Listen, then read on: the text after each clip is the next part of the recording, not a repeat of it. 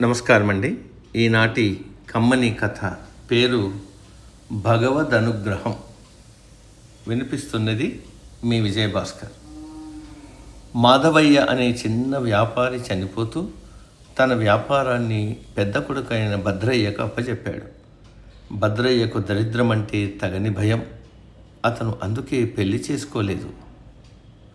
కడుపు నిండా తినేవాడు కూడా కాడు. అతని తమ్ముడు గోపయ్యకు సుఖంగా బతకాలని ఉండేది, కానీ అన్న పెత్తనం కావటం చేత కెక్కురు మనకుండా ఉండేవాడు. తాను ఎంత జాగ్రత్తగా ఉన్నా తన సంపద పెరగకపోవటము, తన ఊళ్ళోనే ఉన్న విష్ణువర్మనే వ్యాపారి దానధర్మాలతో విలాసాలతో ఎంత ఖర్చు చేస్తున్నా అతడి సంపద పెరుగుతూ ఉండటము చూసి భద్రయ్య విష్ణుశర్మను కారణం అడిగాడు. అంతా భగవదనుగ్రహం అన్నాడు విష్ణుశర్మ.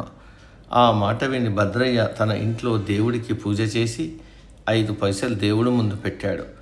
మర్నాటికి 5 పైసల స్థానంలో 10 పైసలు ఉన్నవి. ఆ మర్నాడు 10 పైసలు పెడితే అది 20 పైసలైంది. భగవంతుడు తనను ఎలా అనుగ్రహిస్తున్నాడో తమ్ముడికి ప్రత్యక్షంగా చూపాడు భద్రయ్య. తమ్ముడు నవ్వుకున్నాడు. చిన్న చిన్న మొత్తాలు రెట్టింపు కావటం చూసి ఒకనాడు భద్రయ్య తన దగ్గర ఉన్న డబ్బంతా దేవుడి ముందు పెట్టాడు. మర్నాడు చూస్తే దేవుడి ముందు డబ్బు లేదు, తమ్ముడు గోపయ్య లేడు.